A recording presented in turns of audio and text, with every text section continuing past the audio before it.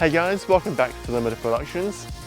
Today we have a new car showcase for you, and I'm going to be running you through my Audi TT Mk2.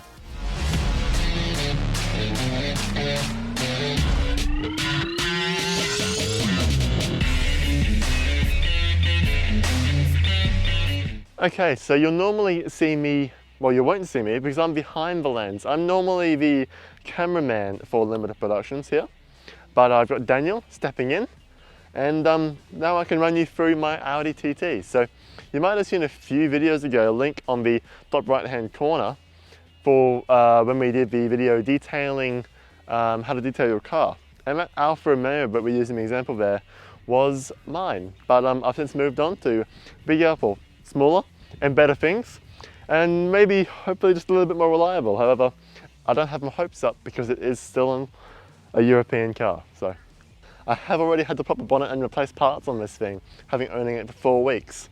But as we walk around the car, it's got the 2+2 body shape, so 2 doors and then 4 seats. However, if you're in the rear, you will need to bring a chainsaw or something along those means to cut your legs off because there is no legroom. But coming around the car, we can see that it has quite a very small bubbly look. It's got the nice flares there, but I don't know, I quite like the car. It's got a nice sort of aggressive look to it. But we'll move on to the engine under here because that's what is probably my favorite part about the car. It's got a 2-litre turbo, the same as the Golf GTI. However, this one is bog standard. It's got nothing done to it, but you know, there's always a bit of room to change that there. It's only running up to 12 psi of boost, so I'll turn that up to maybe 18 or 20, and that's when we'll start to torque steer a little bit more, because this, of course, is front-wheel drive. All right, so coming around to the back of the car, we can see that first of all, it's got this nice little active spoiler.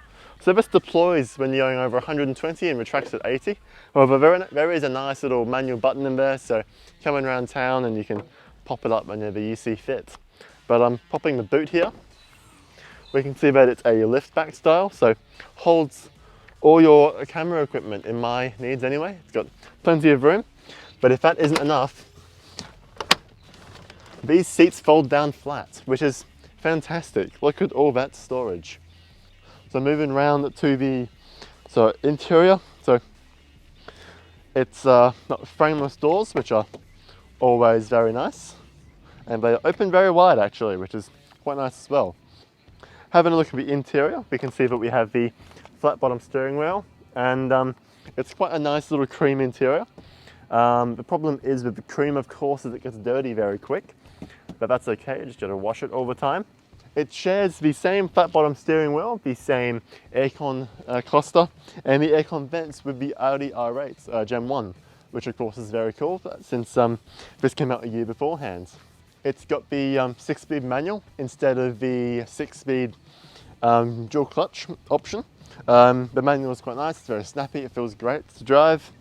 And there's not too much to note about the interior. It's pretty stock standard, other than I have, of course, installed an Xtron's Android head unit, which is great. It's got Apple CarPlay, Android Auto, and just plug straight in, which is a pretty great upgrade. Thanks for watching, guys. This, of course, has been my Audi TT, and stick around because we have a lot more showcases coming up. Catch you guys.